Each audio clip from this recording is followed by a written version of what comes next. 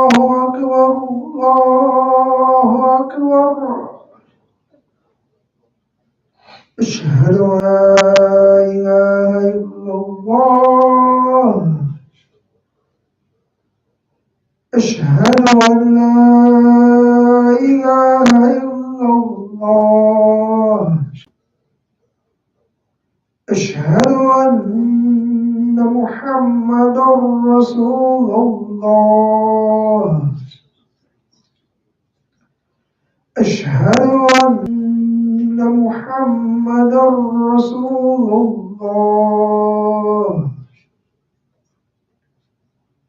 حي على الصلاة حي على الصلاة حي على الفلاح حي على الفلاح الله أكبر الله أكبر لا إله إلا الله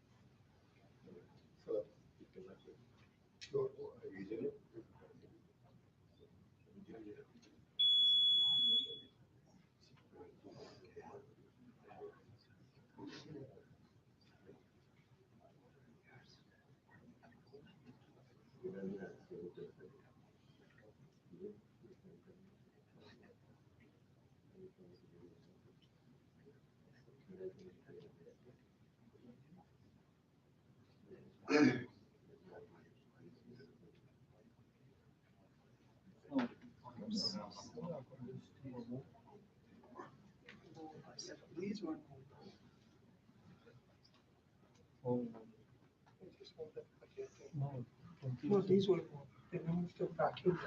Huh? I think they moved the vacuum. Person was cleaning.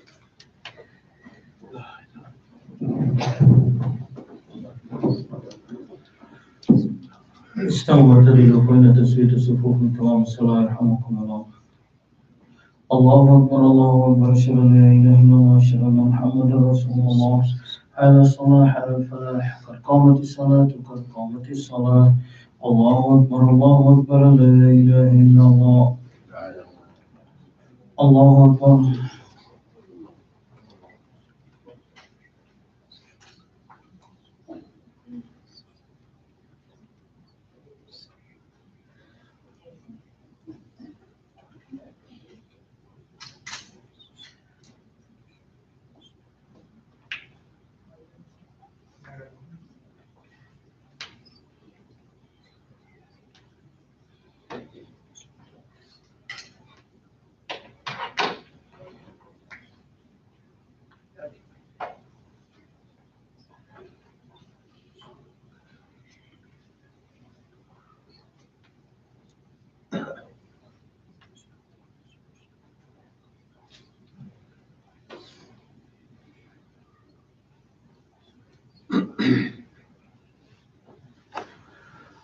الله أكبر.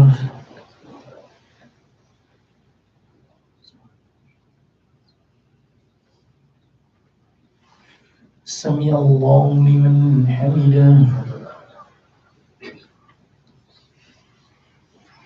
الله أكبر.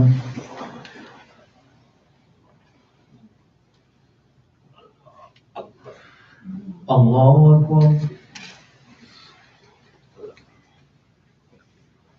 الله أكبر.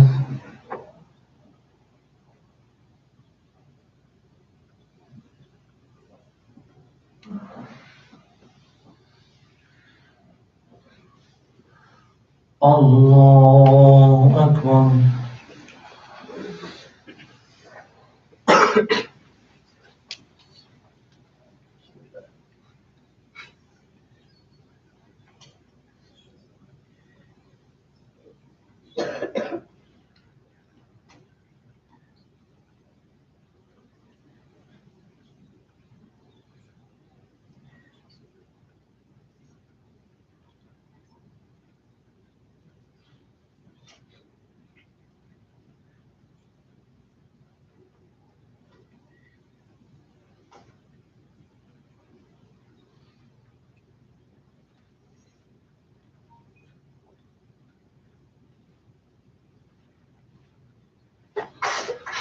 الله أكبر.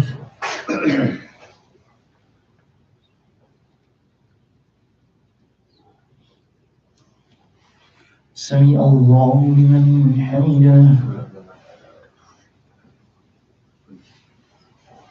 الله أكبر.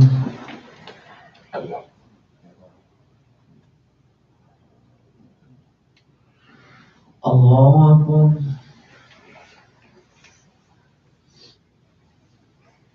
الله أكبر.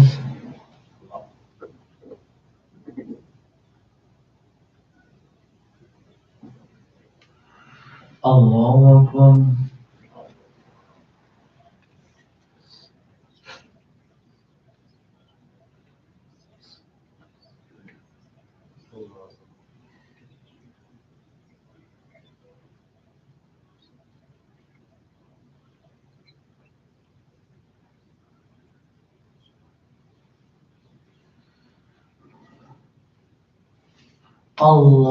الله أكبر.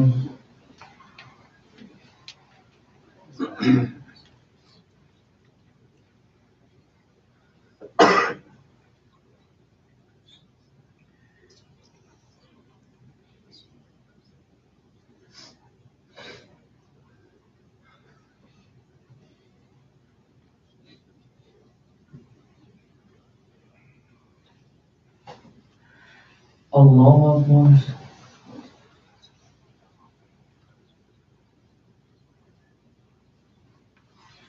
سمع الله لمن حمده. الله أكبر.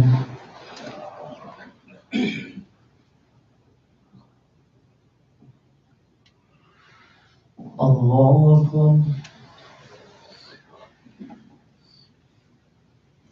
الله أكبر.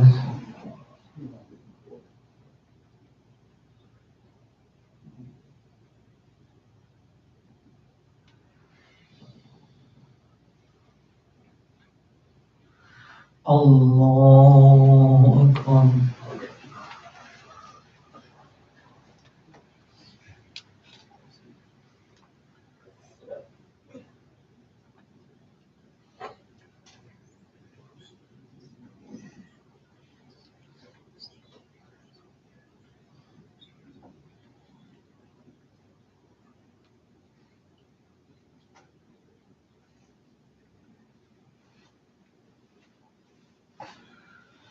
الله أكبر.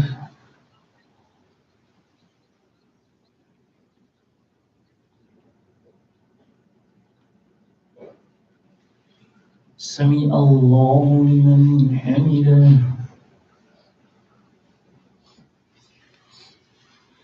الله أكبر.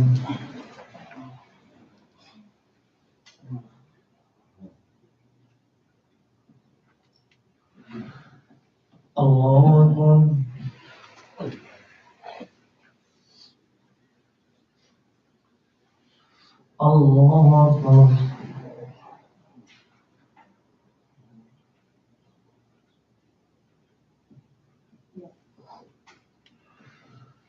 Allahu Akbar.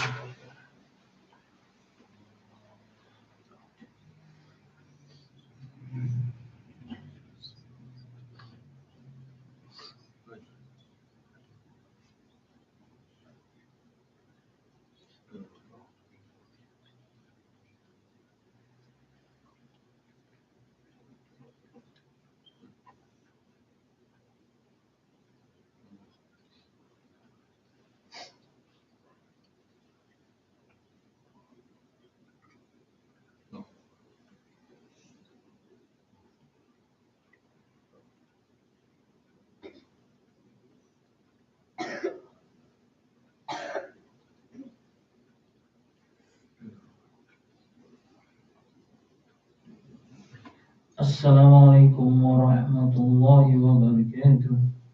Assalamu alaikum wa rahmatullah.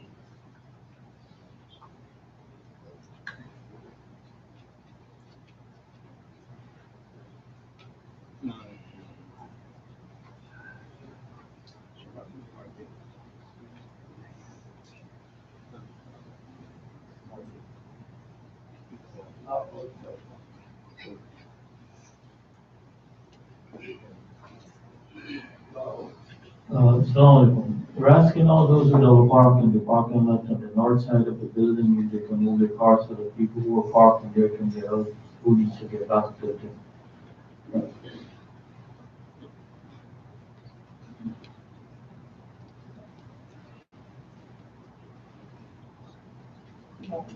Inshallah ta'ala, we'll start immediately after our sunnah with Jazakumullah khairan. For those who double park in the north parking lot, that there are people who were not here for the meeting but just came for the salah, they need to get out. And you can park on the opposite side of the masjid in the open parking lot. Assalamu alaikum.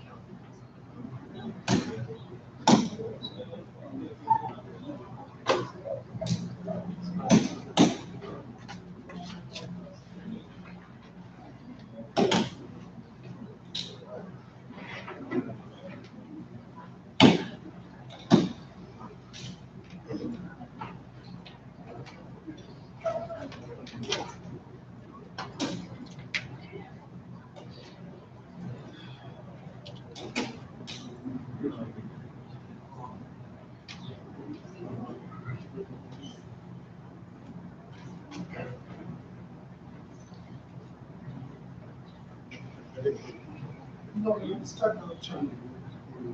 No, wait, go finish. So you put it in there. You need to start.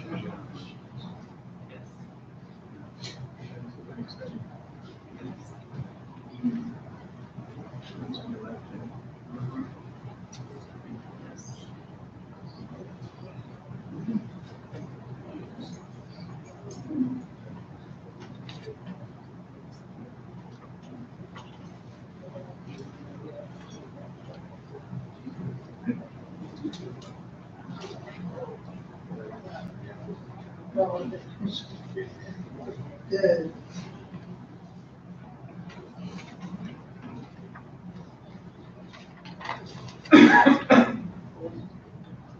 Gold one. Right? Okay.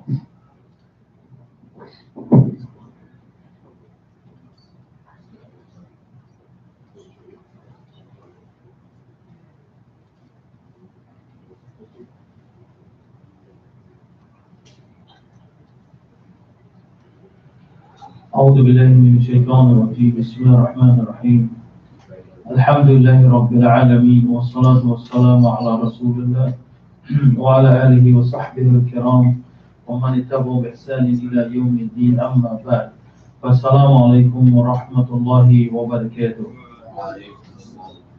I pray that Allah subhanahu wa ta'ala make it easy for you and I and our families, find it in His infinite mercy to always be accepting of us, forgive our sins and grant us all places in Jannatul Firdaus. Allahumma ameen.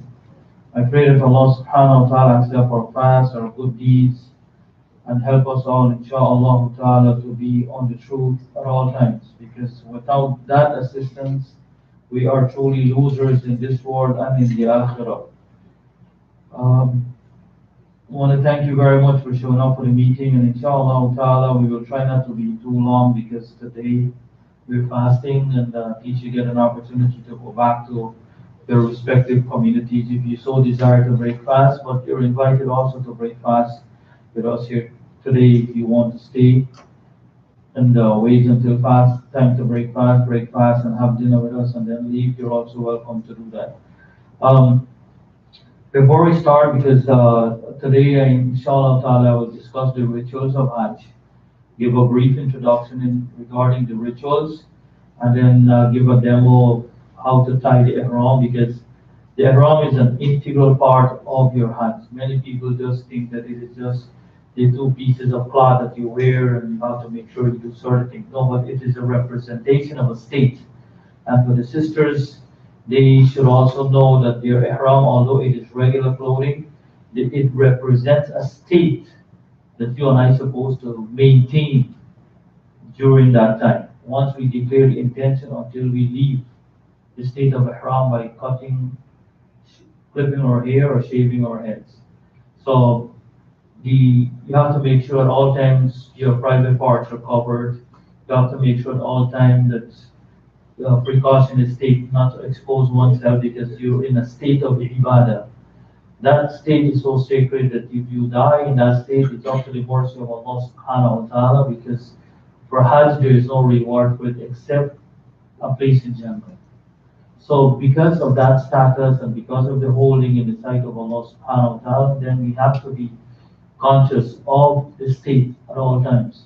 So I'll give a brief demo how to type. People have different ideas, but the simple way is always the best way. The more complicated you and I get in doing things, the more complicated it gets for us. And that's always the best approach in life. The simpler it can be, the better it is. And then we don't think too much about it. Can you imagine thinking of the days of the Prophet ﷺ, how their ihram was? Because it couldn't be sewn by a machine, it had to be woven. And then to maintain it, and they were traveling for like 19 to 20 odd days to get from Medina to Makkah, right? And if you're talking about rope, belt, pins, I don't know, whatever you want to use to help, but obviously they have to have a simpler way to do it, and that's always the best way.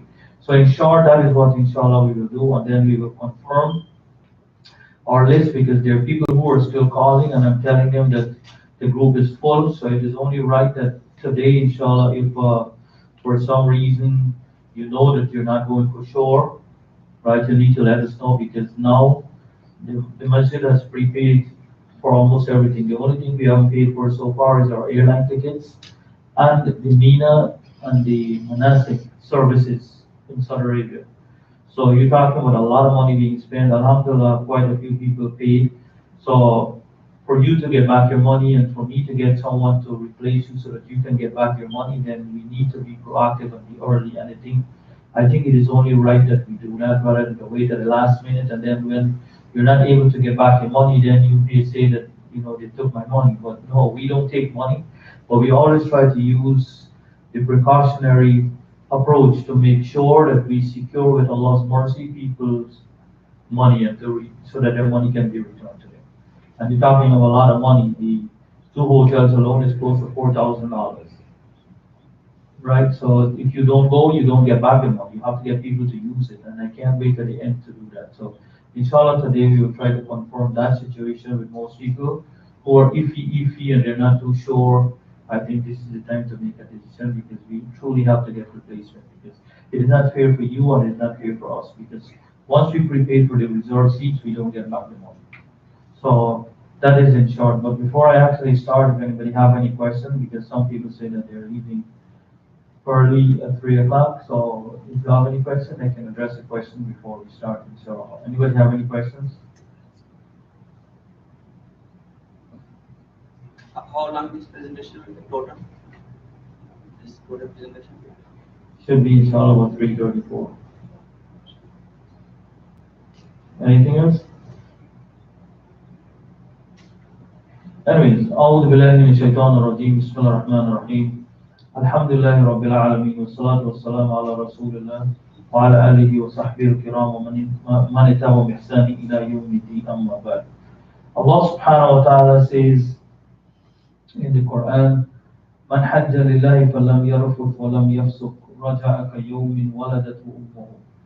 That those who perform Hajj for Allah, desisting from speaking indecently, refraining from marital relations, or not acting wrongly, shall return absolved from his sins just as the day his mothers give birth to him. Now, this is something that you and I should remember, that Hajj is just not an ordinary ibadah. It involves our forgiveness and the forgiveness of our sins from Allah subhanahu wa ta'ala.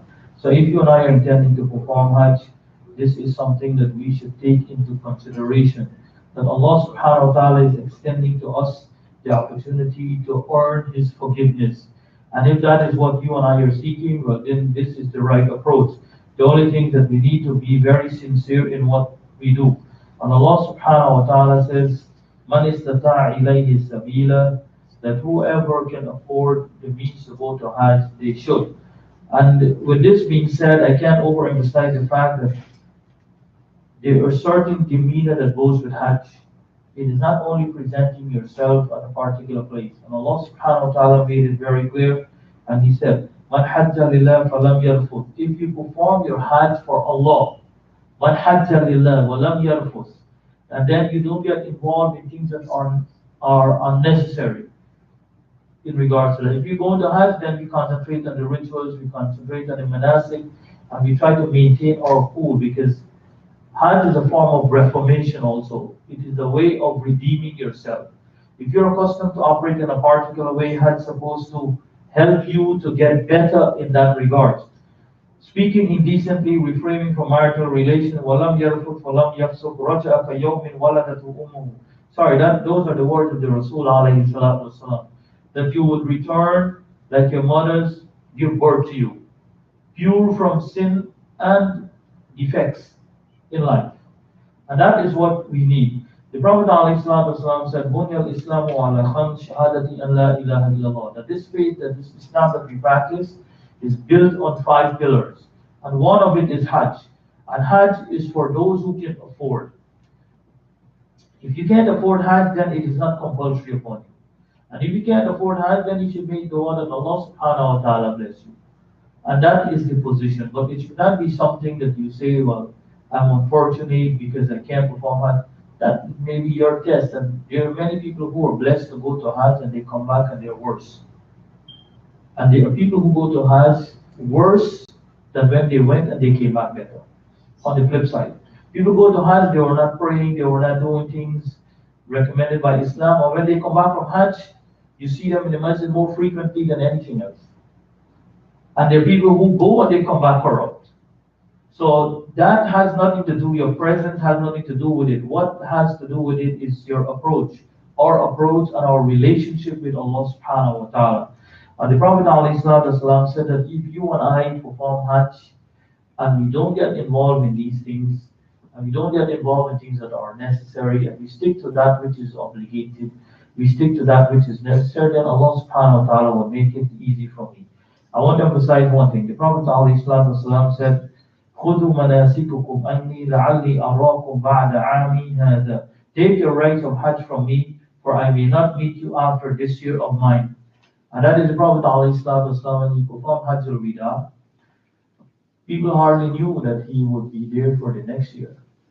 In fact, when this verse, الْيَوْمَ أَكْمَلْتُ لَكُمْ دِينَكُمْ وَأَتْمَمْتُ عَلَيْكُمْ نِعْمَتِي وَرَضِيتُ لَكُمُ الْإِسْلَامَ دِينًا was revealed from Surah Al-Ma'idah, chapter 5, verse number 3. Today I have perfected for you your deen. I'm pleased to make Islam your way of life, and I am completed my favors unto you. When that verse was revealed to the Prophet ﷺ when he was performing Hajj, the Muslims knew that he would not be here much longer.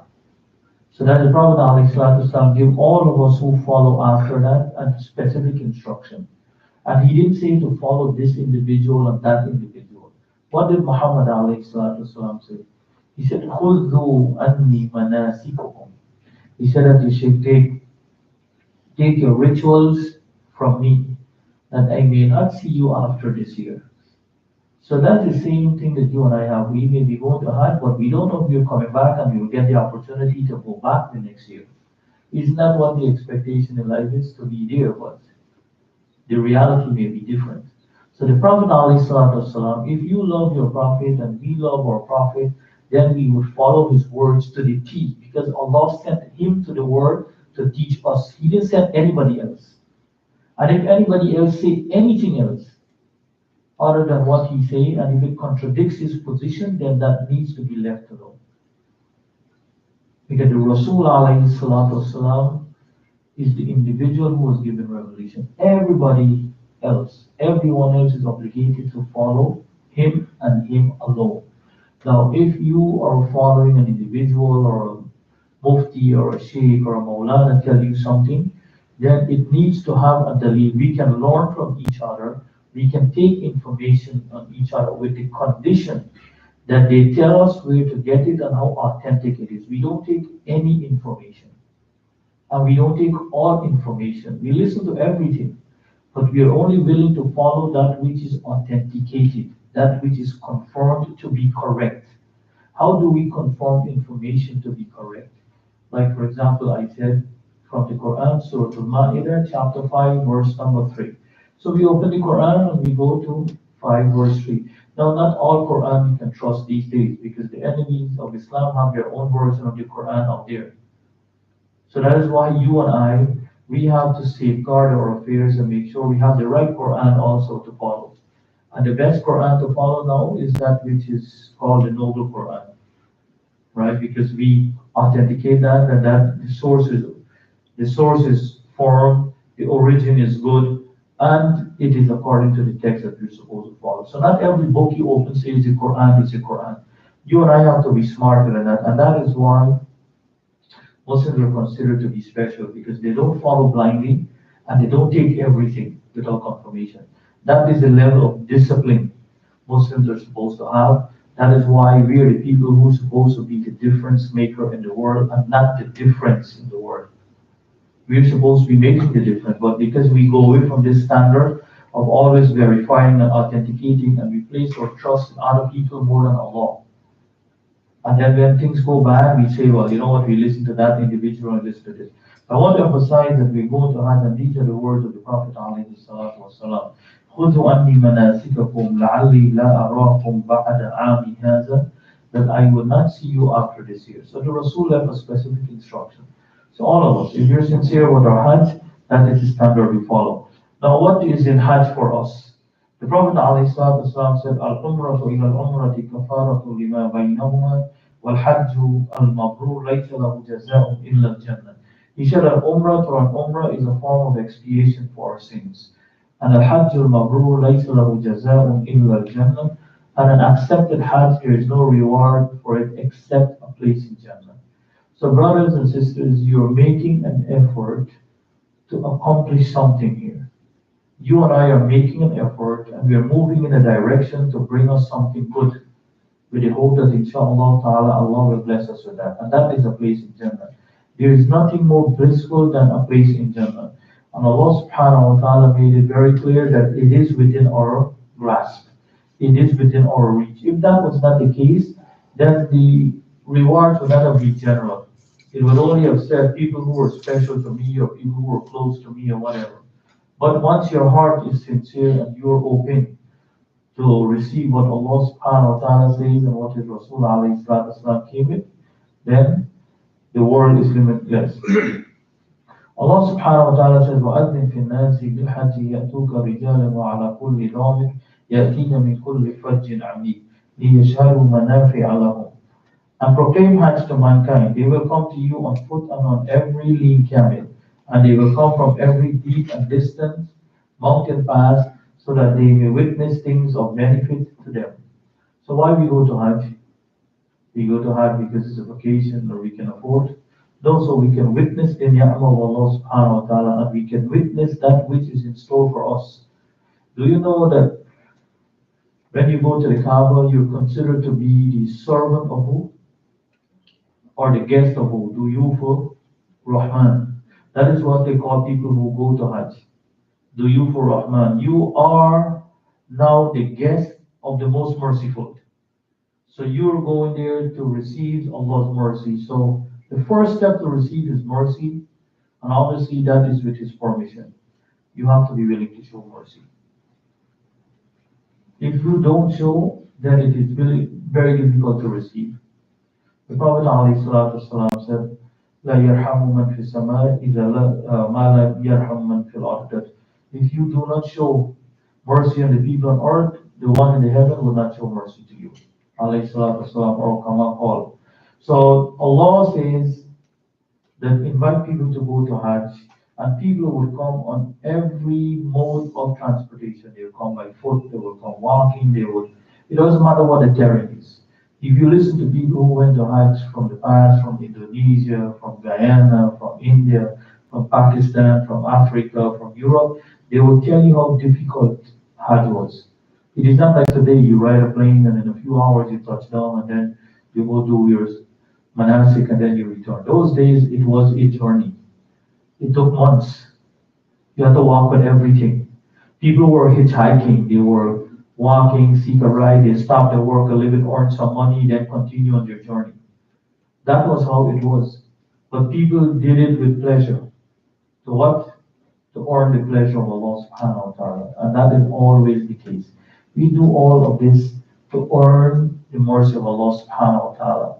So Allah subhanahu wa ta'ala, when He says that you go there to witness His ni'mah, you are in the presence of Allah subhanahu wa ta'ala here and there. And Allah subhanahu wa ta'ala is extending an opportunity to earn His mercy.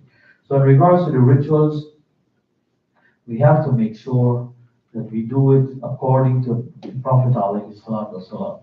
The Prophet alayhi salatu wasalam left Medina with his companions. He came to the Miqat.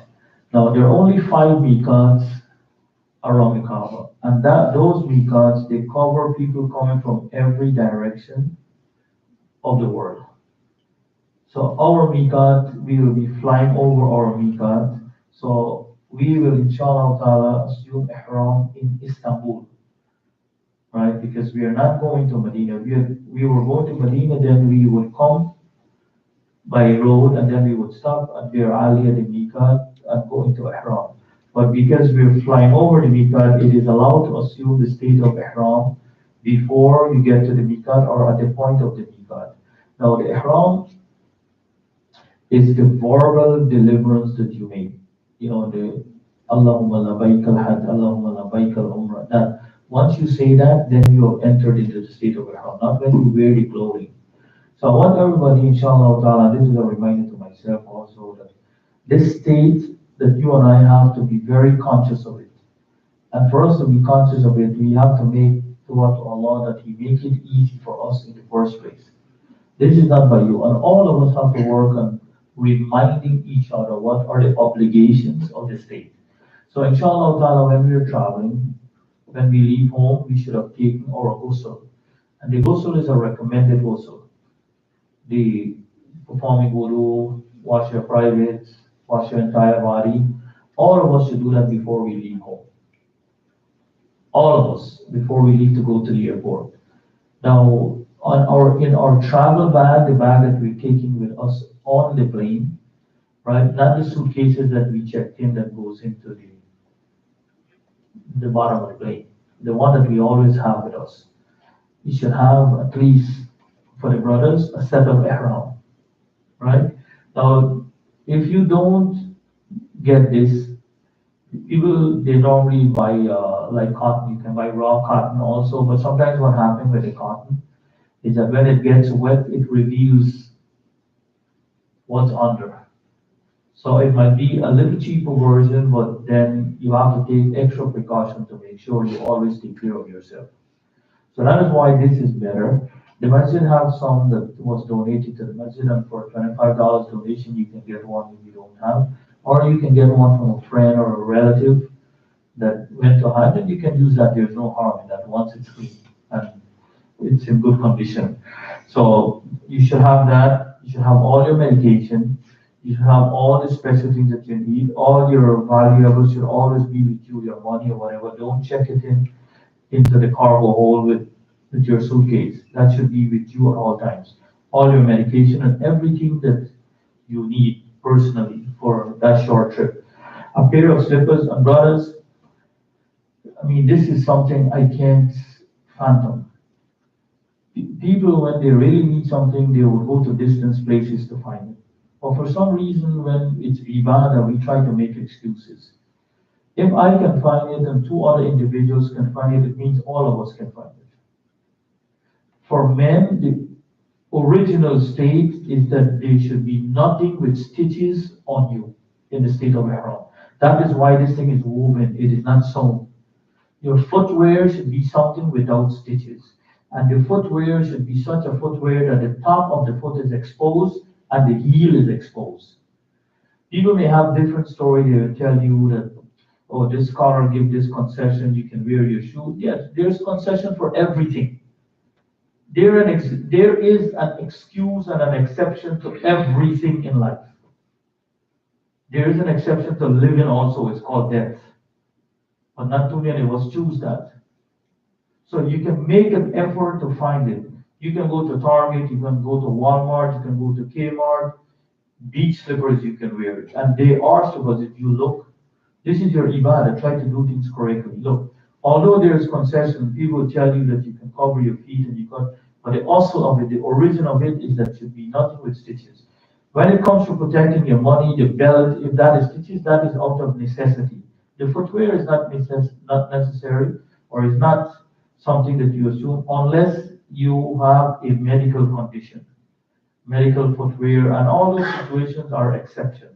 So if your condition requires that you wear specific footwear and you wear specific clothing, even this is not mandatory for you, right? You have to go with the conditions that you carry.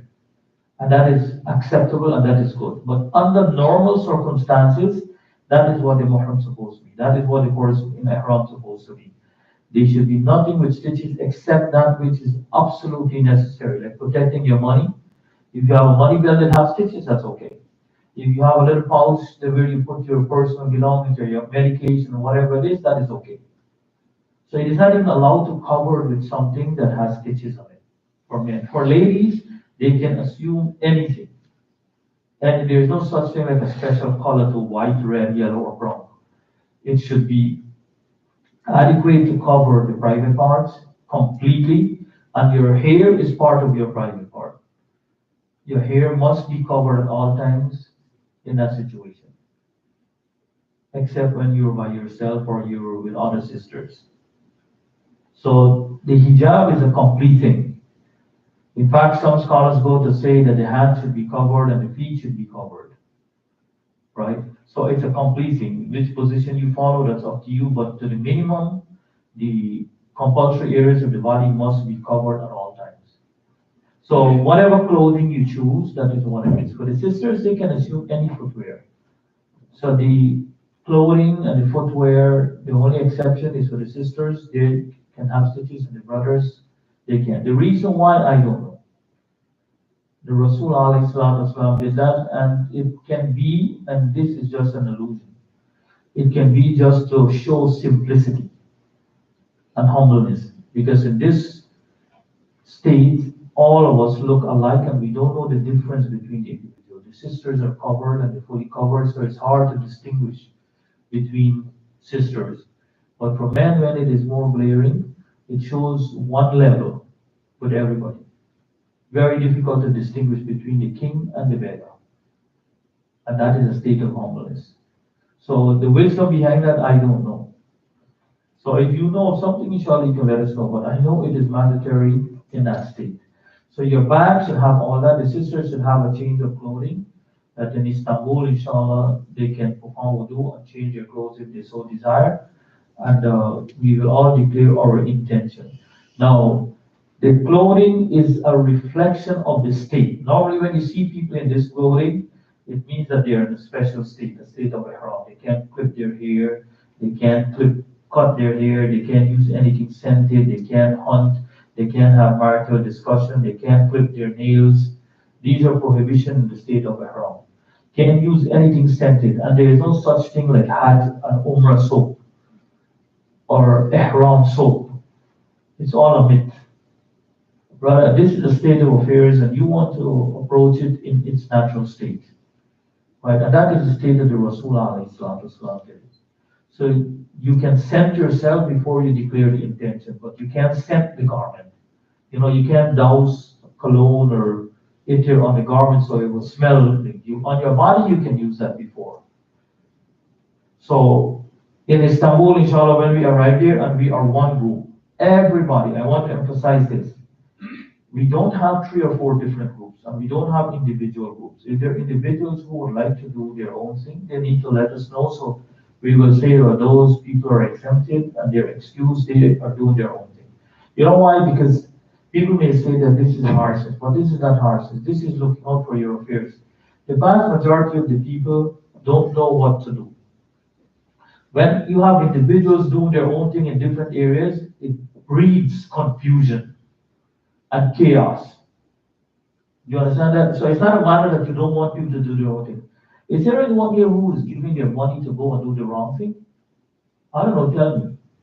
You give your money, and I'm pretty sure you're very enthusiastic and hopeful that you will be doing the right thing, yes or no? So that is the reason why we put that effort to make sure everybody stick together as a group, so we can try with the mercy and the guidance of Allah to make sure everybody is in a position to do the right thing. But if you have individuals just want to go when it's time for us to meet, have a cup of tea, get something to eat, or I'm a big man, I want to go here, I'm a big woman, who can tell me what to do? The ordinary people, you know what happens? It creates confusion. And if you pass a point and you miss something, then you can return back to it. Then it becomes my responsibility. Now, this is a responsibility that I take in the sight of Allah. So I'm not seeking your pleasure and your friendship. Then I will be at the displeasure of Allah. I'm seeking the pleasure of Allah. And part of the responsibility is that I have to, inshallah, with Allah's guidance and mercy, make sure that you do the correct thing. That is the amana. That is the agreement that this masjid take with you. If not, we will not take people to Hajj. Because Hajj is not a chaotic thing and it's not a confusing thing. Hajj has nothing to do with money and it has nothing to do with capability. It has to do with commitment to please Allah. So that is why that discipline, we will not tolerate people wanting to do their own thing. We expect that we're all adults and we're individuals who will be disciplined to comply with the order of that which is necessary. When we have leisure time, you can do whatever you want to do. You can be on your phone, you can go eat, you can drink, whatever. But when it's a group setting and it's time to move for the group to do something, I think it's only right that we have undivided attention and focus at that point so that we can help each other. And we can make sure that each other do what is correct. And that is the order of the day. Today, there is a big problem with Muslims. Not too many people care about the other man. You know what they say? That's your business. But if we are brothers and sisters, we have to care for each other. That is part of our deen. That is part of our belongingness. We have to look out for each other, irrespective of how they feel. And that is the emphasis I want to make sure. So yes, in Istanbul, we'll be there for a few hours. I think we arrive there like about 2 o'clock and we leave at 8 o'clock. Right, the flight leaves from here about 7 o'clock in the afternoon. All of us need to be at the airport at least about 6 hours before. You know why? If something is to happen, and I know people travel, they may tell us, well, I travel, why have to be at the airport 6 hours before? You know, I travel a lot too. And for some flights, I will go to the airport 45 minutes before. If I miss the flight, that's my concern. It's my money I'm spending. But with a group, if you miss your flight, who's going to buy your ticket back? The money is one thing you may be willing to pay, but who's going to get you the seat? You know, one of the most difficult seats to get now is from anywhere in the world to get to Jeddah in that time of the world. You can go from here to Europe, from here to Pakistan, from here to India, but to get into that city from anywhere now, it is very difficult to get one seat, much more two. So if you miss your flight, what do you think will happen? Right? And if there are some things that are not correct, for example, there's a problem with your name or maybe some security check, because that is the situation you're faced with. So at least we'll have time to clear all of that up. You understand? So that is that I don't want to be at the airport 6 hours before, brothers and sisters. But because of you, I will do that. And I expect you to do the same because it is for your interest. And once all of us are together, then we clear together, we get in, then we can conduct our affairs. But if they got 3, 4 people who decided to do their own thing, well, I will come to the airport on my own time. Then it disrupts the group because you can't get to give instruction, and then they come, they want your attention, and you have to give them attention. And if you don't, then they say you're rude. I don't call that rudeness. I call that disrespect. I think you disrespected all of us. If you have a problem and yeah, it is difficult for you to get there, that's a different story. Communicate with us. This is the situation, we will understand. But it should not be something deliberate and very blatant because I do things differently. That may be your position, but in this case, it is because we don't have the ability to correct much. If we have a 2, 3 hours before, there are chances that we can get things corrected if it is wrong. But if the flight is leaving in 1 hour and you show up there with a problem, where would you get it corrected? The flight is gone, where would you get the next flight? And I have news for you. When we are leaving here, all the foreign airlines except Saudi that goes to Jeddah, the day that we arrive is the last day for Hujjaj to arrive. So if you miss your flight from anywhere else in the world and you go with me, with us, with I am one to Hajj, and you're leaving here on the 4th, if you leave here on the 4th, you better be prepared to stay home and have no Hajj, because no airline will take you into Jeddah on the 6th, except if you get a seat on Saudi. And I don't think that would be possible, because they don't fly every day. So you understand the complication and the hardship. We arrive in Istanbul on the 5th when we leave here on the 4th. We arrive here on the 5th at about 2 o'clock in the afternoon. We'll pray Zohar and Asr together, then we have some free time, we'll be back for Maghrib and Isha until if Maghrib and Isha comes in at that time. If not, we have to prepare the group for Ihram and then go to the boarding gate. Now, we leave here at 8 o'clock at night and we arrive in Jeddah 12:50 on the 6th. That is the night of the 5th, midnight. So we're already 15 minutes in the 6th. The 5th is the last day to enter. So you understand that is cutting it very, very close. So if you miss your flight, then that is what your situation will be. So that is a chance that you take. We give people instructions to be there 4 to 6 hours before, check in. It's better you're there, relax, and you take care of your business and be ready to go because we have to pray before we get onto the plane. Now, once the instruction is given and we get into Ihram, then inshallah all of us will go together to Jeddah. Once we get in Jeddah, depending on the availability of the buses, we go to Makkah. This will be the morning of the 6th now. And hopefully, inshallah, we leave after Fajr or before Fajr, depends on clearing time, because if we arrive there at about 12 o'clock at night, then it may take us 4 or 5 hours, if not earlier or later, depending on how long we get stuck in immigration and customs. Then if we get up by Salatul Fajr and we get a bus, inshallah, we can get to Makkah by 9, 10 o'clock, then inshallah we probably can go to the hotel. Anytime we get there after 11 o'clock in the morning, we have to stay outside of Makkah because they don't allow the buses to go. And you know where all of us want to stay, right? Very close That is a disadvantage of staying very close to the haram. When it's salat time, everything is blocked, so vehicles are not allowed to go in because if there are 2-3 million people going to Hajj a year, by the time we arrive, because then the people from Medina would start coming to Makkah also.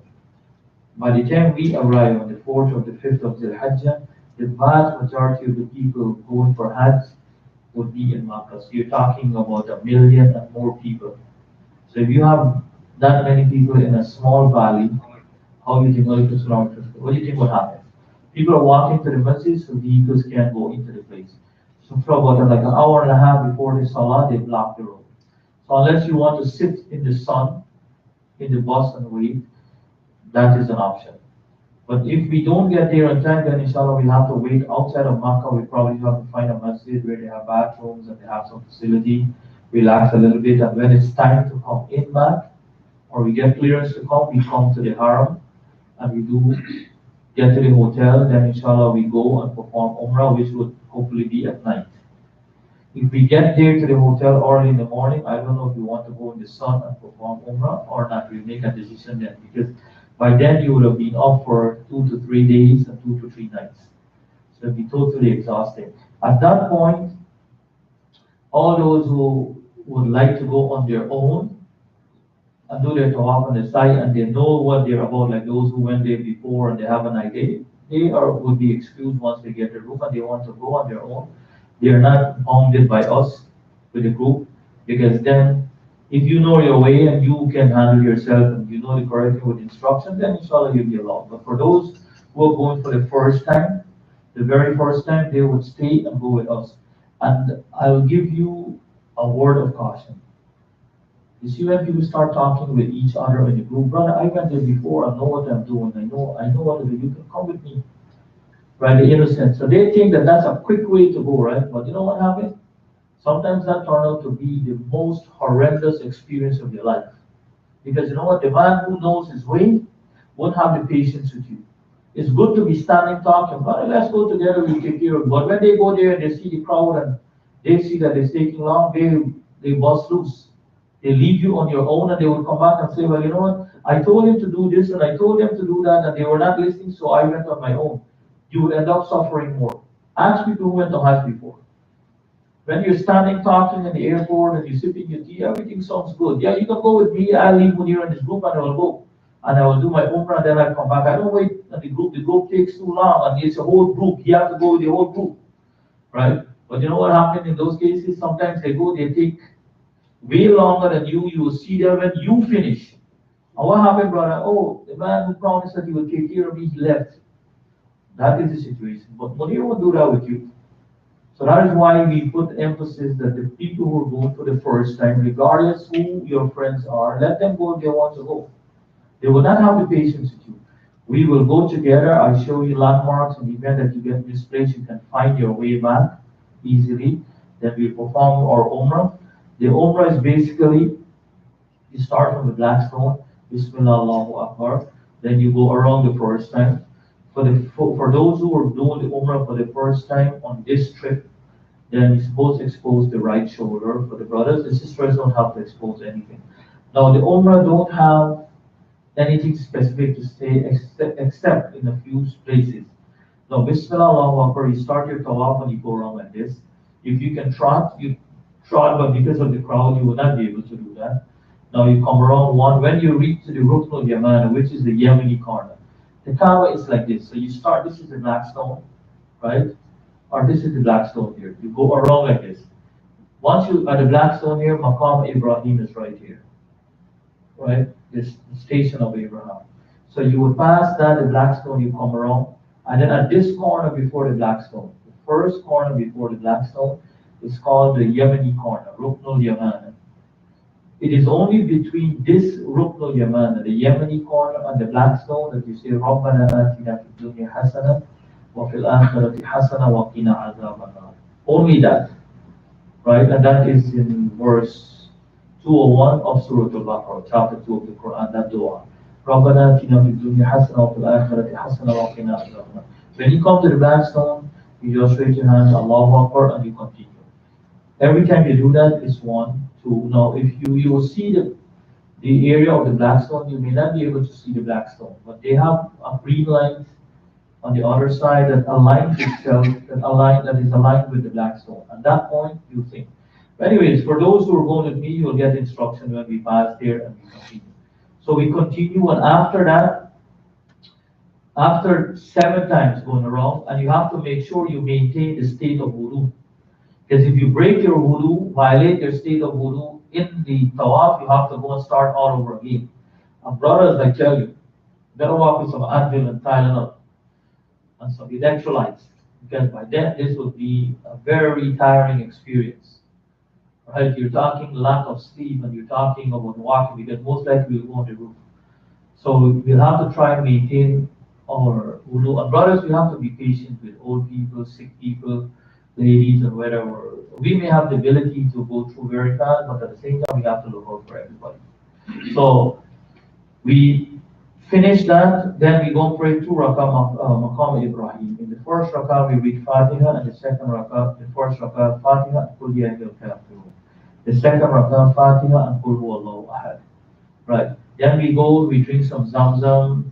You can pour some Zamzam on your hair and your hair, or you drink some, and after that, we go to Safa and Marwa.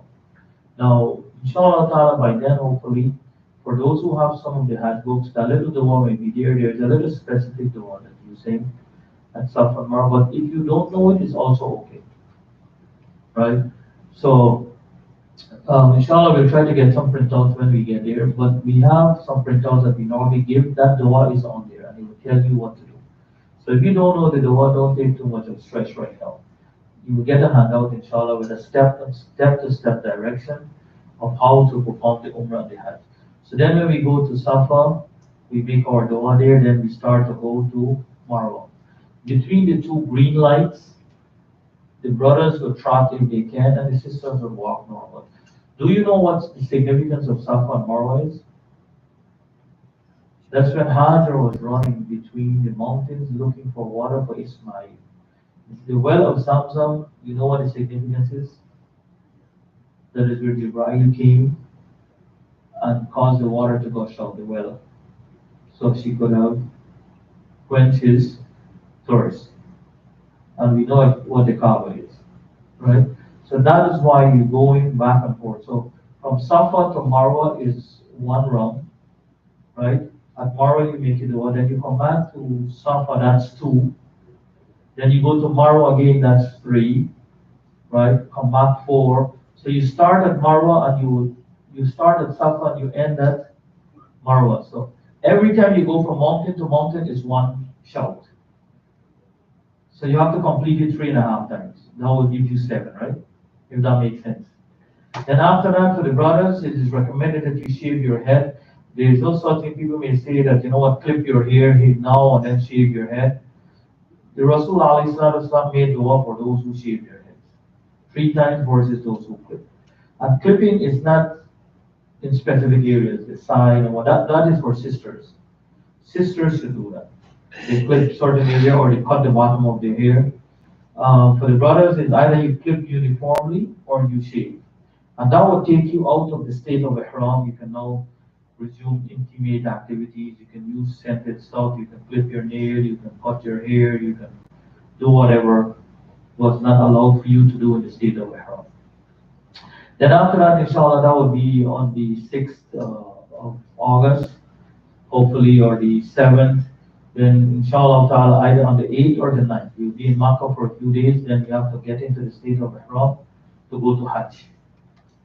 And the state of ihram, can I get a come around? Just knock the door and tell him get a come around the other side. Right. So on that day, the 8th day, all of us getting back into the state of ihram. For those who want to walk to Mina, they walk. Those who want to go with the bus, they can ride on the bus with me. We go to Mina. We stay in Mina all day until the next day. That would be the 8th of Zulhijjah. And hopefully that would be on the 9th of August, inshallah, pending confirmation of the sighting. Then on the 10th day is the day of Arafah. On that morning, on the 10th, after Salat al-Fajr, all of us are going to Arafah. And the Prophet ﷺ said, Al-Hajj al-Arafah. And Hajj is Arafah. If you miss Arafah, There's no excuse, brother. No scholars can give you any concession. You gotta make arrangements to come back the next year. From then you start. You can enjoy yourself. Take off your ihram and enjoy yourself. Come back next year for Hajj. All of us, if you miss Arafah, that is what it is. So we get to Arafah, inshallah. Once we get there by Salat al-Zuhr, we pray Salat al-Zuhr and Salat al-Asr together. Brother, this is the instruction of the Rasul. Some of us have fixed position that we follow. That is your thing. But this group, we follow the Rasul alayhi salatu wasalam. The Rasul alayhi salatu wasalam prayed Salat al-Zuhr and Salat al-Asr together in Salat al-Zuhr's time. So and that would not be an argument. That would be a position. Right? That is what we're doing, regardless who is following what. You may like something else, but that is your liking. That does not mean that it should be followed. Then you have a short khutbah, and then it is dua time until Salatul Maghrib. There is no salah until we get to Muzdalifah. At sunset, inshallah, we have to wait on our bus to take us to Muzdalifah. All of us, we have to be disciplined and be ready. If we miss our turn on the bus, you know what that means? Who can tell me? Punishment, punishment. If you like punishment, well then be errant in what it is. So that is why we would emphasize that everybody be ready to move, because we try to make arrangements to get early departure so we'll get proper place in Muzdalifah. And the bathroom facility is very limited. And for those who want to go elsewhere, brother, they need to let us know, because then we can't wait on people. Right? So then we come to Muzdalifah. Inshallah ta'ala in Muzdalifah. Notice there's no special ritual. All these places, dua, you make dua. And the best thing to make dua for Allah, for is mercy and forgiveness. Mercy and forgiveness. Right? For everybody, including yourself. And people get busy making dua for their friends and their sheikhs and their imam, forgetting, parents and grandparents. Those are the people who are most deserving. With the mercy and the guidance of Allah, they're the reason why you're here, not your friends and your associates. And you may not like them or you may not remember them, but those are the people who should be revered. That is what Allah said. So brother, that is make dua for yourself, make dua for your parents. Make dua for yourself, make dua for your parents. If you do that, Allah would make your children make dua for you. So, but if you ignore your own parents, Allah would make it a lesson to you that your parents, your children ignore you. And that is what the standard should be. So always remember them and remember them. Many people get busy making dua for their children, forgetting their own parents. That is good. But make dua for them. And Allah will put good things in place for you. Children are not your possession. They are responsibilities given to you. Why is it said to make dua and we don't do the right thing for them? Teach them their deen. That is the right thing. Teach them their deen so that they will remember Allah. And at the same time, you make dua that Allah bless them. Because that is one of the dua that is accepted by Allah too. But you do not become engrossed in that, forgetting your parents and your grandparents. So, at Muzdalifah, inshallah ta'ala, those who are sick, weak and old, we try to make arrangements for them to come back to Mina with the bus. The able-bodied would walk to the border of Mina and Muzdalifah. They will pray Salatul Fajr there in Muzdalifah. Brothers, we do not leave Muzdalifah. I hear people talking about Munir's group normally take everybody to Jamarat before. I'm talking about Quran and Sunnah. This is not a makeshift group. Right? We pray in Muzdalifah. That is what is required. We pray Salatul Fajr, but we are a little smarter in this case. We move to the end so the walk would be less to get out, and it will be closer to get to the Jamarat. Now that doesn't mean a couple of hundred feet. You're talking about a good 35-40 minutes walk. So then inshallah we'll walk, we'll stone the Jamrah. This day is the toughest day of our Hajj. For the rest of the world it will be Eid al-Adha. For us, it's the day of Yawm al-Nahar. We stone the Jamrah, the big Jamrah, 7 times.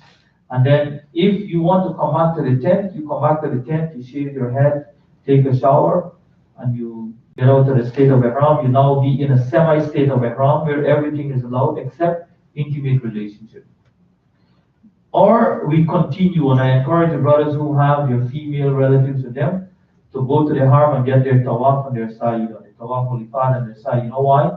Because if they're to experience their menses, then inshallah we have to wait until they're clean to perform their tawaf. Because that's tawaf ulifada, that's the first tawaf. Because we're doing Hajj Tamattu. So that's the situation. We come there, then inshallah ta'ala we perform tawaf on the side. We can take a shower at the hotel. The hotel is just next door to the haram. We take a shower, we get something to eat, and we get ready to come back into Mina. We're not sleeping at the hotel. So by Salatul Maghrib, inshallah, we have to be ready to come out to get a bus to take us back into Mina to sleep in Mina. Now, this is not included in the package because it is an optional thing. Those who want to go and stay in Mina and come out later, that's an option. Those who want to come to the Haram, well then when we come out, if we get transportation to bring us to the Haram, well then it will be everybody's expense. Because it's an optional thing, right? If you get a taxi, you get a bus, sometimes they have buses with give you courtesy ride. If you get around last year, we got buses that took us to the Haram from the point when we came out from the Jamarat. Inshallah will happen this year, and if you make dua, Allah will make it easy for you. In the midst of 1,000,000 people, Allah would send your in front of you. Last year, the bus came and stopped right in front of us, leaving hundreds of people behind. Right? All of us got into the bus. So you never know. Allah is the one who make it easy. Right? You have to plead with Allah. And if Allah chose you, well, then no one can change that arrangement. Then, inshallah, at night when we go back, the bus ride, which is about 30-40 realities, that would be on everybody's expenses because that's an optional thing. So that is not covered. Then we go back into Mina. We stay there the 11th day. We go and store the Jamarat, the 3 Jamarat. We come back to Mina. We stay there the 12th day. And then we have the choice to stay to the 13th day. For those who want to stay the 13th day, they store the Jamarat, they come back to Mina and they stay. If not, we go out to the Haram, and that will be the end of our Hajj. For those who would not have completed their tawaf on their side, that is the time they have to go and get their tawaf on their side completed, and that will be your Hajj. Inshallah ta'ala, we stay in Makkah until the 17th, which will be the 18th of August. On the 18th of August, we leave to go to Medina. On the 22nd of August, inshallah ta'ala, we'll be coming back to Jeddah to join our flight to come back home in the morning of the 23rd. So, in brief, that is the rituals of Hajj. Now, Hajj don't have much verbal things to remember, except the dua that you want to make, and you have to be at a particular place at a specific time. That is what is mandatory. And you have to let patience and taqwa be your constant companion. You have to be willing to help people. The acceptance of your Hajj may be sleeping with you and walking with you. Is how you behave to the man next to you. You know, this is an open thing and it is not privatized. Everybody is in the same valley, everybody is in the same plane. So you quickly become aware as to what is happening with each other. So the key is that we have to make an effort to help, and to always assist. And if you want your Hajj to be accepted, brother, you want to be try to look for opportunities to help. You know what is an amazing thing? We are sitting in tents and we are like 100 and something, and you have to go get 100 and something. And you ask for help, and people will not volunteer. And we are here to gain kindness. Somebody will go fetch the food and bring it, and people probably will not even come to get your food. You got to take it to them, right? So the weak, the sick, and the old, it is a pleasure to serve you. But the strong and the able-bodied, it's supposed to be your pleasure to serve us. And that is the bottom line, right? The people who are disabled, the old people, the sisters, and everything, they're excused. If you're sick and you're old and the sisters are excused, we're supposed to help them. But the strong, the able-bodied, they're supposed to be willing to help us. That is what life is. The strong try to help the weak to make all of us better. Isn't that what it is? And I pray that Allah subhanahu wa ta'ala make it easy for all of us. Inshallah ta'ala, I'm going to give a brief demo how to tie the ihram, like I said, for the sisters. But I think it will be before that I do this, inshallah, after when we're done, the brothers just stay a couple of minutes, and so the sisters would be excused. For those who are iffy on the group, right, they need to let me know today, inshallah.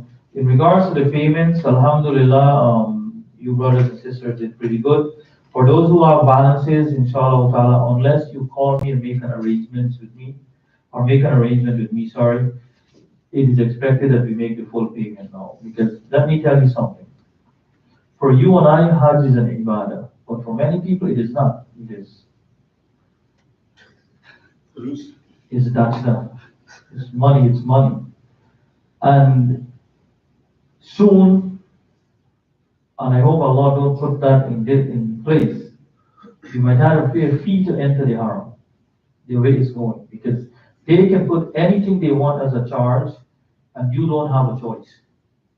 There is one more concern that I have. The prices that we put last in the thing was based on last year prices. And we did add some money to cover things that are uneventful in our situation, because every year they would come up with something new without informing you. Now, if we are trying to get people to go to Hajj, we can't wait until time to go to Hajj to get people or to let them make arrangement, yes or no? So they don't tell you a year before, well, you know what, these are the mandatory expenses. I'm of the opinion that all the Hajj arrangement for the year 2019 should have been in place 2018. So we know what we're getting. For 2020, all of us should know what the regulations are this year, so we can inform people. But for some reason, people have this notion that Hajj is on the rich. So whatever we decide and we dictate, they'll have to go with.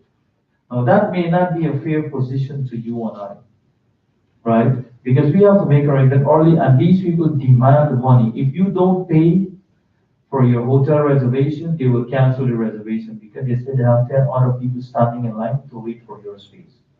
So you see now, the hotel accommodation in Makkah is close, little over 1 point something million riyals, right? Close to 300 or something thousand US dollars. We paid almost everything except about 75 to $80,000. You know, something is to happen now. And for you to get back that money, for example, we have a disaster here. And for some reason we can't go to Hajj, that might end up in a court matter.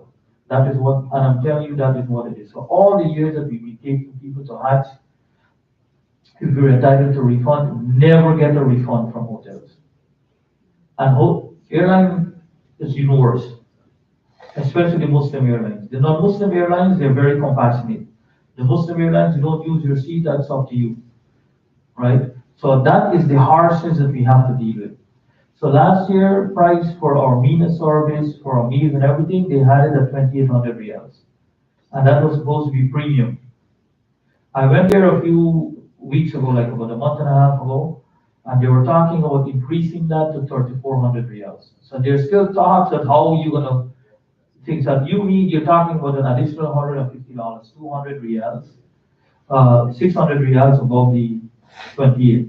That is still being talked about, because if it is fair to you and I, or we dare, you know what they tell you? Well, you can choose a lower package of service. That is their thing. People don't come to Hajj if they can't afford, they should not come to Hajj. And they will tell you blatantly and bluntly in your face. So that is the only dispute that we have right now going forward, that extra 600 riyals, where we'll find it from to pay.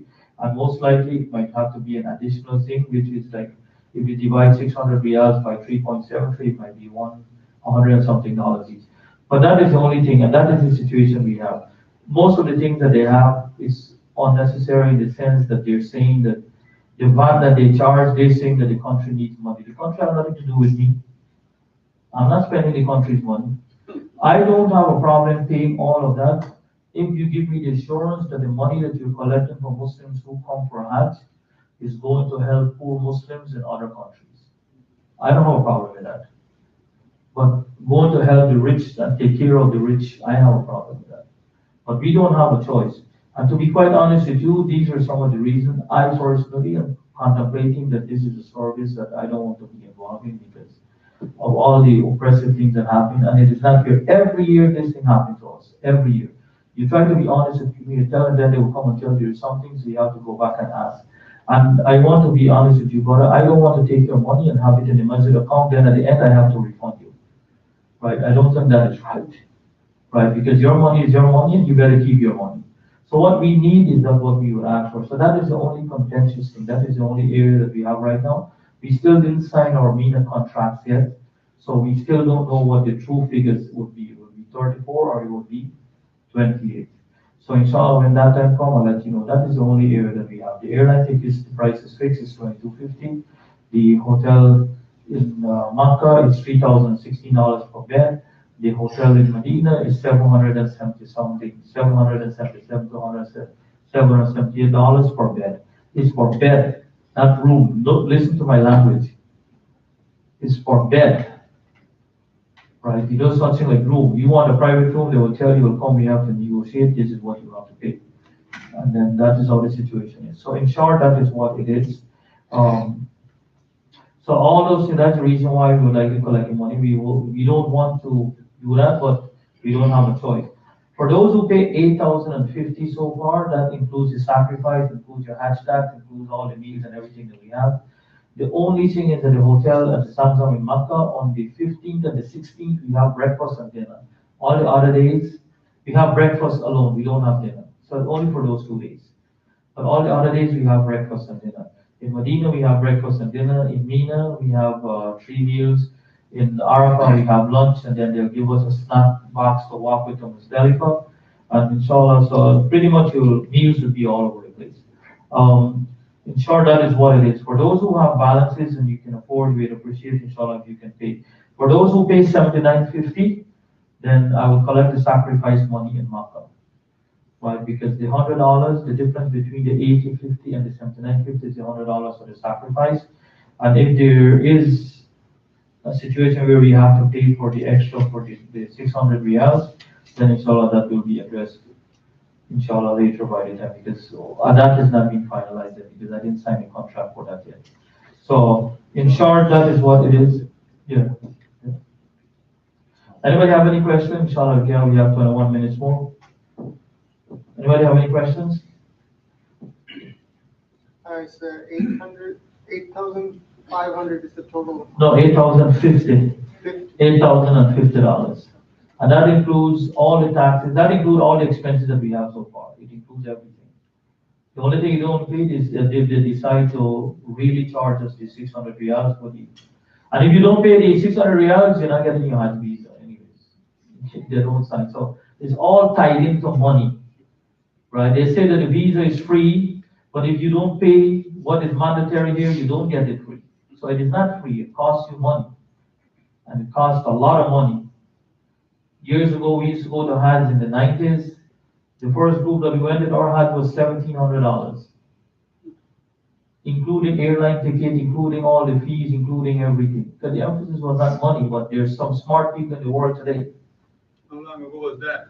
1700. 1994. That was a long time ago. No, Hajj can still be cheap if Hajj can still be inexpensive if they have regulations in place to take out all these corrupt vultures in it. You would have that. Because the airline tickets a couple of years ago, European airlines, their ticket was just like about $1,100-$1,200 to go, and that was peak. You know how come they decide to raise their prices?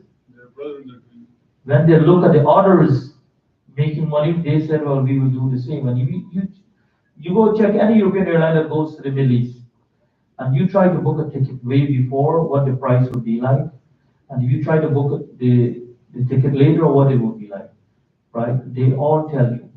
In fact, Lufthansa, we used to go with Lufthansa, and they used to be the least expensive of tickets, right? But they were still high, and they started raising their prices after all the Muslim airlines were raising their prices and charging exorbitant amount of money, right? So they refuse to give you group reservation or for Hajj. They say we're not interested in that. So it's our people that makes it bad. It is not them. Because we have this view that it is Muslims, and you know what, Muslims will pay to go regardless of what it is. And that is what the situation is.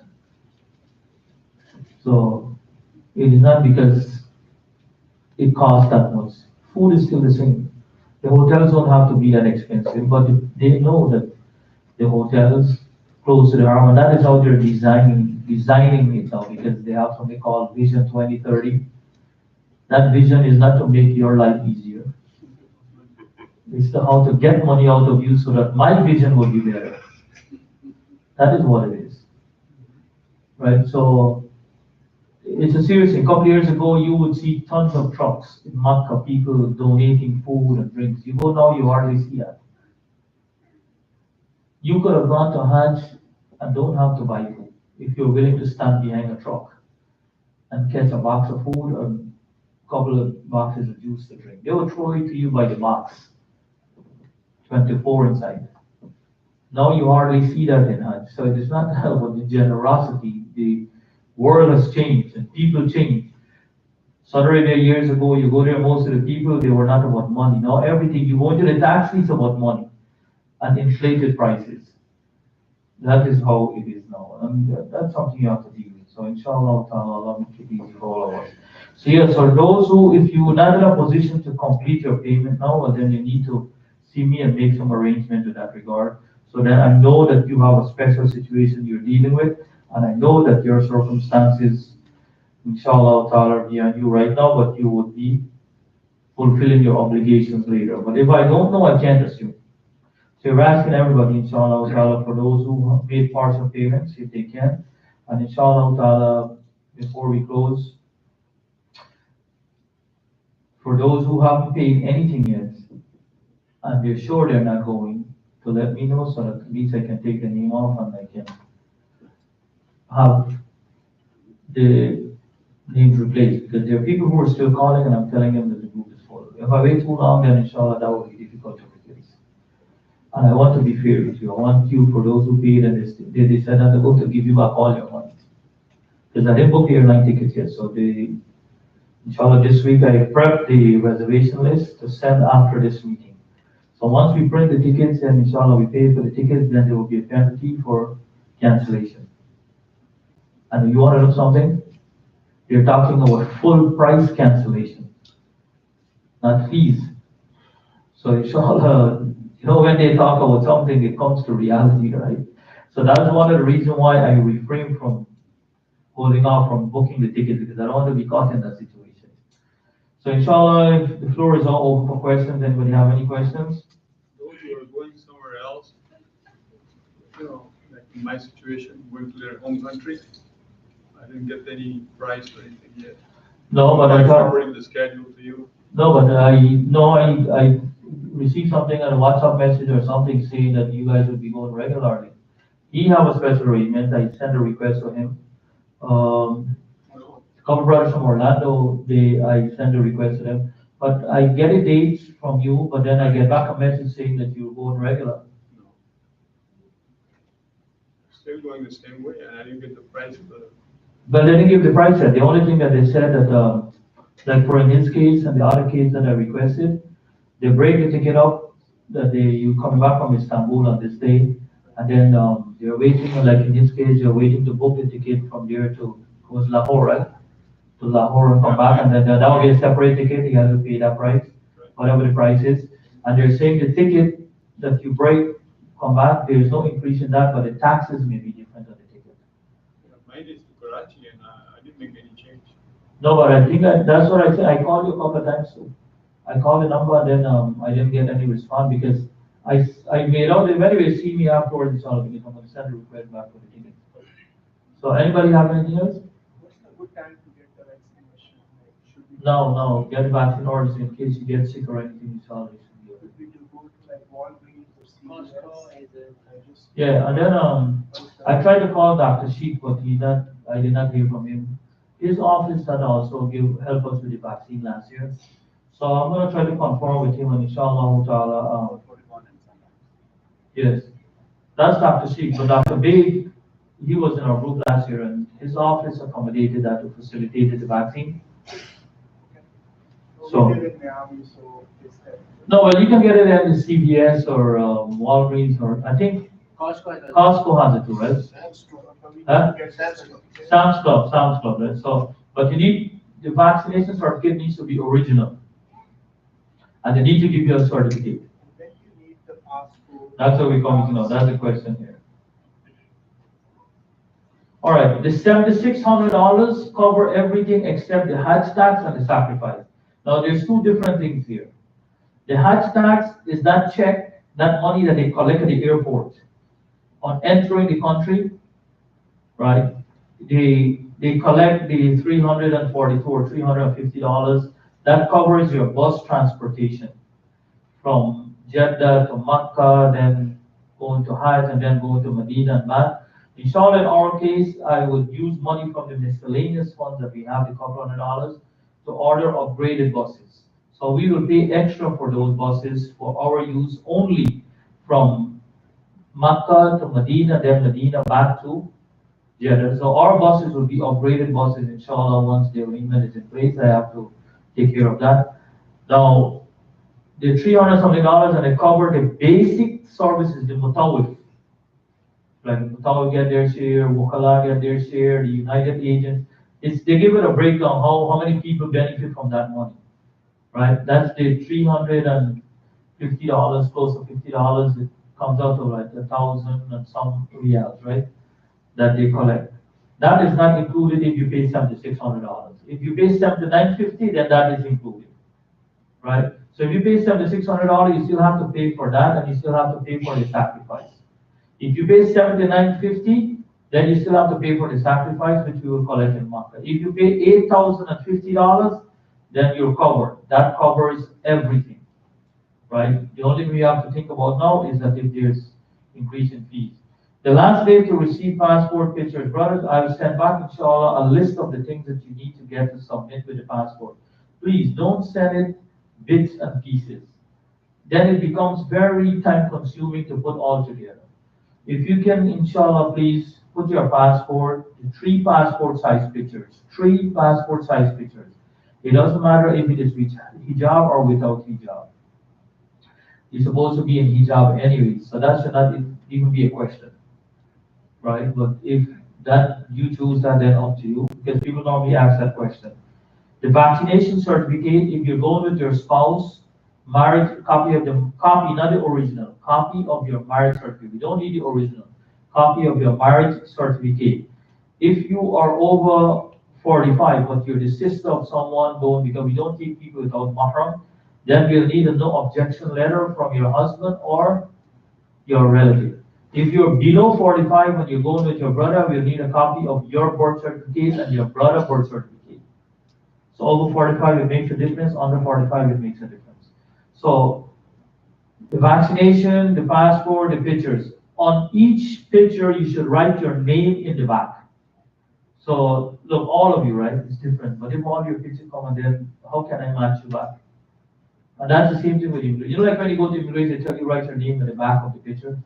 Write your name on each one of the picture. Put it in a separate, put it in an envelope, put your name, and inshallah ta'ala you submit that. There is no form that is required. It is only the passport, 3 passport size pictures, marriage certificate if you're going with your spouse, birth certificate if you're going with your brother, your sister, or your parents, and you're below 45.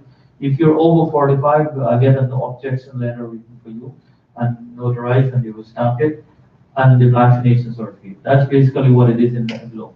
Inshallah ta'ala, after Eid, Ramadan is a little hectic, right? So we have more in each other.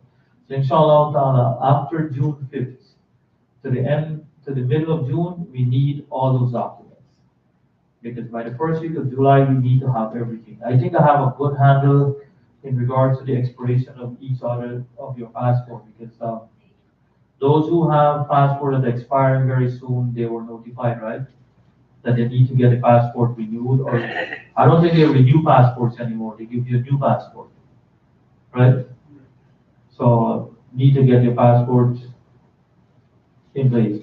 All the passports must expire 6 to 7 months after the date of departure.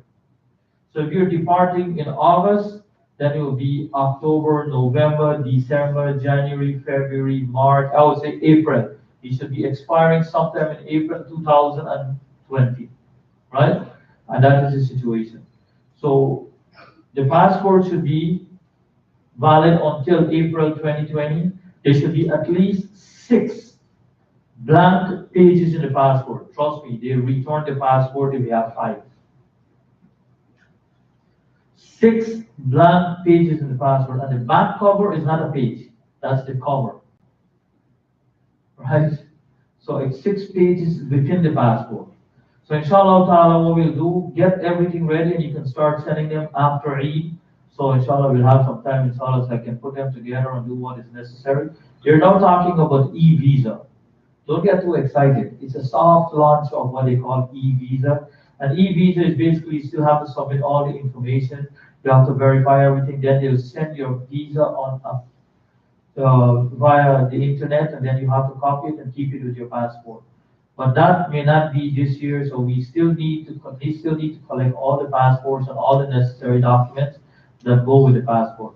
What the embassy may do is that once they collect your approval, and then they will tell you to process everything, because everything has to be processed online. And then they give you a MOFA number, and then they would confirm and they will match your information. So the physical passport still needs, as of now, still has to be taken. Then inshallah ta'ala you will get that. So people are sending out things about EVs or whatever, that is just a thing in the making. It's not the reality yet, inshallah. So we have the understanding about the documents and everything, right? That is in regards to what you need to send to me. There are some people who are traveling, inshallah ta'ala, by the first week of July, we need to have all the information, the passports. And there's only from June 30th, sorry, right? You need to have all the passports because there's only a short window of time during which they issue the visa. It's from the 1st of Zulqa'dah to the 25th. And that is about from somewhere around the 4th or the 3rd, 4th or 5th of July, right? So we need to have all the passports in. Any other questions? Would we drop off the documents in the masjid, or we have to send it back there? No, so who live close by here, you can drop the documents. You bring the documents and you can call me if you're here, I tell you what to do. And inshallah, we will think. I don't want you to not leave it outside at the surah or whatever it is. Somebody needs to be here to collect that. No, it's important because it gets misplaced. So once you call me, you make arrangement. Almost every salah, there's someone here who's responsible. So if you call me, I'll tell you who to talk to. You come here this salah time, give it to them in their hand, and they will know where to put it. But don't come and tell me you come and you drop it, and then we'll have to look around and go and find where you drop it. Chances are when you drop it, somebody may pick it up too. Just like when it was dropped, it was picked up. So, Just in the back. yeah. So do we have the option of the speed trains that they mentioned that they started? Do you have option to what? Speed trains. They just started this, they will be starting this year. Yeah, we don't know what the situation will be like. Right now, the train is limited in service anyways. It doesn't go every day. It just goes, I think, Thursday, Friday, and Saturday to Medina. And I don't know by then what would happen, what the situation would be. But definitely, if the train is available, you may have that option, inshallah. Well, I heard from, I'm not sure you know better, they said they're gonna increase the volume of the train coming back and forth. They're gonna what? The volume, The number of trains coming back and forth will be. That's what they say. I don't know, inshallah, but that is something that we have to. But then it depends on how much work that would be because the train station is not next to the hotel.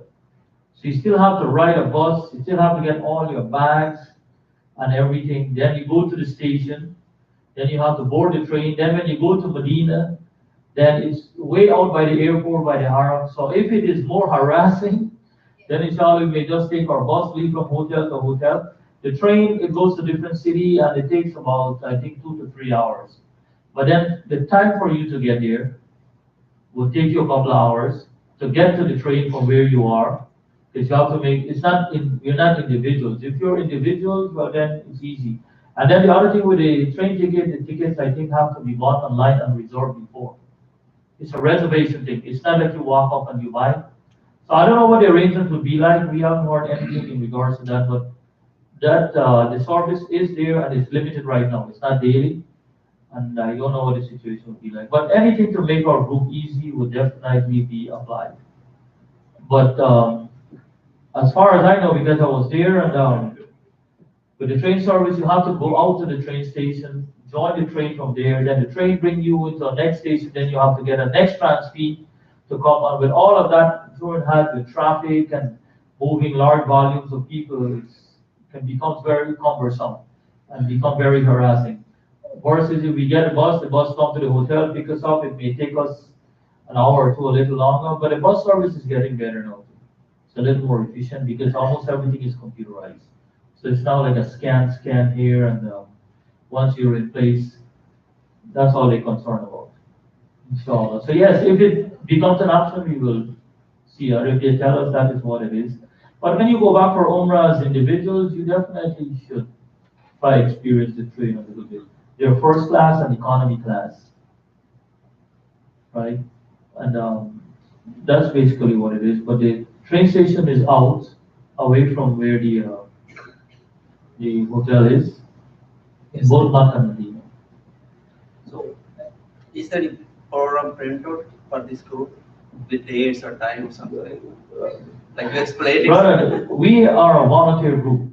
The best I can tell you from experience, you see this thing they call printout? Brings me more headache. Because people say it's on the paper, we'll do this. But you see, when you have people in front of you physically and you get direct communication, it's a lot more effective than you move a group, right? And since we start with this, alhamdulillah, we noticed that of all the years we've been taking people to Hajj since 1994, the only year we did not take people is 1997. So you factor from 94 to 2019, right? So that's 7 and 9, inshallah 19, this is 20 something. Never had one individual get lost. Because you know why? Because all the same thing. But if you give them ID, people say, well, why have my group have an ID? My group have my picture. Who knows you and your picture? You get lost, you ask somebody, their case is, trust me, the hotel is right here. The name of the hotel is written very big. People go up to people, to like strangers, to the police and the scout, and say, can you tell me where this hotel is I'm staying?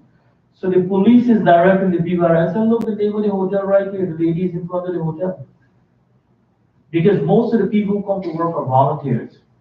And the people in Makkah, they're strangers just like you and I. So the best thing is to listen to instruction all the time. You don't go wrong with this. You forget a paper in the hotel, I say, Munir, give me a paper, but I forget it.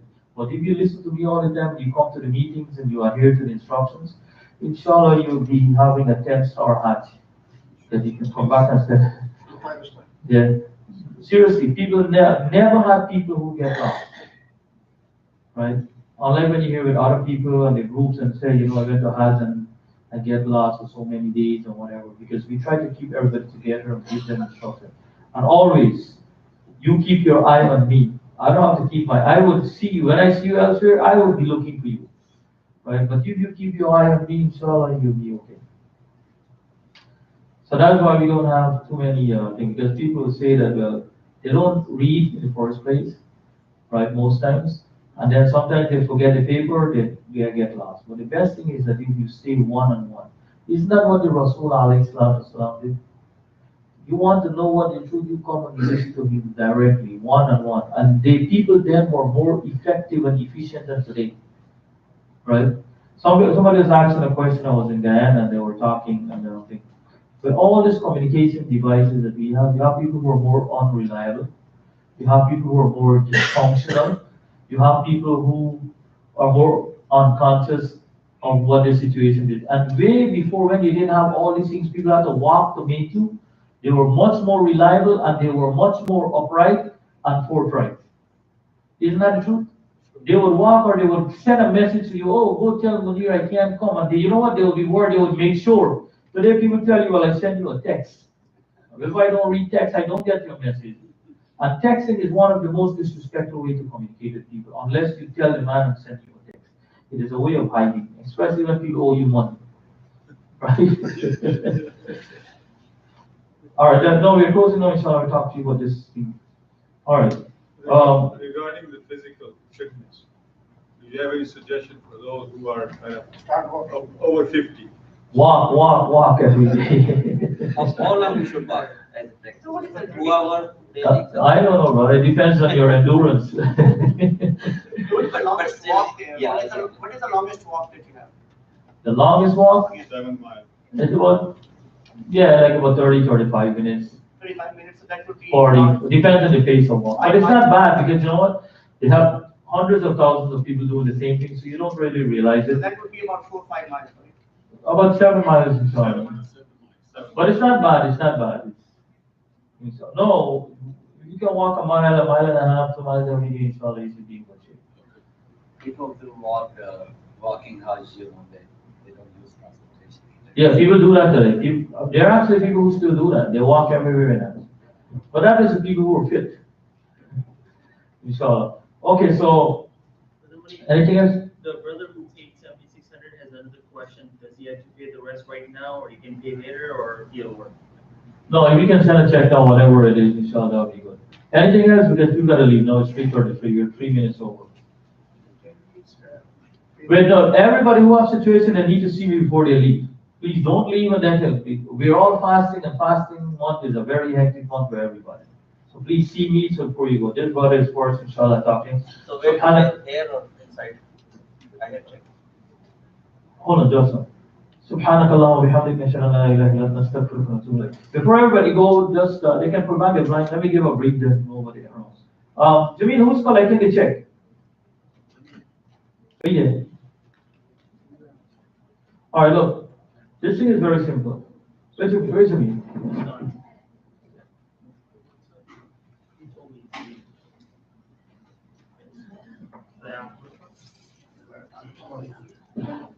Oh, I have some booklets here for those who want. Pass a couple. No, take one. Take I was giving to sister, sir. Oh, sorry. You said give it to sister, so.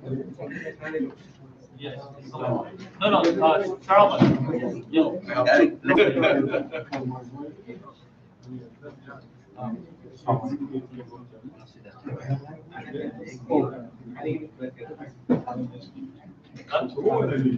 Brother Talib will collect it. Hey, wait, I got some more books in the library. What you should bring and should not bring during the travel. You know, there are public items, some people. So, what type of thing we can? So, That I don't dictate. You allowed one suitcase, 50 pounds. Anything beyond that? Okay, so one through. Look, you gotta open your legs as wide as you can. Right? Always remember this, because when you walk, what is it? Not So steps. they can't see you. No, the system. Camera. Oh, You guys can't block the camera, please. Yeah. So what you do when you walk, you take steps, right? So you have to make sure that it's wide enough to accommodate your steps. If not, you'll get problems. So you open your legs as wide as you can. Kind of do it. You wrap it like a towel. You see, hold one end here. Right? Or you can do like this, wrap like a towel, bring all the way like up to the shoulder. So your armpit, bring it all the way around. Open the leg as wide as you can. Then pull this here tight here. Very tight. Right? Roll it. Hold it very tight. Roll it like this. And inshallah you can be like this for days. See those steps. The key is that you have to get it very tight. Bring it from the back. Don't do everything up front here. Wrap it like a towel, but start from your back. Come very high, so when you roll it down, your knees will be covered and your navel will be covered. But if you start from here and you roll it down, then the navel will be exposed. So you gotta come very high above the stomach, right? So one more time. It's only 2 pieces and 1 piece. 2 pieces. The other piece goes over the shoulder. Okay. So you come all the way back, try to come to the back here. So you see, your rib in the side here holds it up, right? Then you take this, pull very tight. See? Start rolling it up. Right? Or you can come like this 2 ways. Double it, open the legs, come all the way in the back here, come like this. Pull this really tight. And come off. That's it. Nothing more, and you'll be like this for a long, long time. And second piece, You can even jog a mile. second piece over here. The other piece goes over this. The other piece comes like this. Right? what you can do is pull this to the side here, tuck it in here, pull this here, tuck it in, so it stays. Then you said the one Expose the right shoulder. you said we expose our, Right shoulder to the towel. okay. Not regular, only the towel, the first towel. So that's basically what it is. One thing you notice, mentioned about the sacrifice, then it's been done. That's not important. The only Hanafi have that position. That day, the Prophet ﷺ companions will say that we did it before, we did it after, and he said it's okay. We follow the Rasul. But the Hanafi position is that before you shave your head, you have to make sure sacrifice is done. But the Prophet ﷺ, when he performed Hajj, the companions come and they say, well, we did sacrifice before we shave our head. He said that, but some said that we shave our head, then we do sacrifice. Some said the reverse, and he said that is acceptable. So once he gave okay, well, everything is okay. Inshallah. Anything else? All right, so we have to discuss that. For sure, either very finalize it. Yeah. Just That's how it's gonna call it. So, all right, whoever wants to see me next. Okay. Hey, Sonny. one question. You said after the tawaf you did 2 rakat. Yeah. What kind of yes you get? Maqam Ibrahim. Maqam Ibrahim. Hey, Samir. Yes. Samir. Sonny is there? Sonny? So they're not dedicated still a few more days. So unless we have something available from 19. Oh, we're back on the next. But that was just like No, I know. That's what I'm saying. We might have to do it. Let me either yes or no. I'll finalize. But before, that's my advice. Before everybody gets, if they never The reason we already did in the Islam, so the reason we were taking was because of the kids and her. So, no, she is going. She said she was going but I don't want her to go with her. But important, my advice, my advice is, you know, he have an experience, and if you go, then you take it. Yeah, I understand. But then he can always go back to work. Because then he have a decision. Let's finalize tomorrow. I will let you know. Anytime, you already get up. No, I know. Let me talk to them. Everybody. But that would be me. Her case, she don't know, they died. And at least you was the honor that they.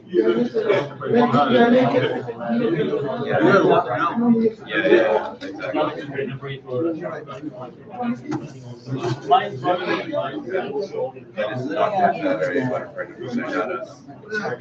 So we'll give no thoughts about it. Can I get cash? No problem. No problem. Not problem. So that I don't have to worry. No, but problem is that we have to go and withdraw money from the bank. That's the problem. Problem is the bank. I'll give you all. Hold on, because it's only $200. Because so at least you'll help me. I don't have to walk down. I can give you now or every time. No. Whatever you like. Hold on. That brother, tell him in the library. I'll give you cash. I don't have check. No. Should talk to him. I don't think he's gonna take it. Okay. Bro, who are the checks that he telling me? Telling me to put it in the store? Do you see my banner? Hold on. Hold on.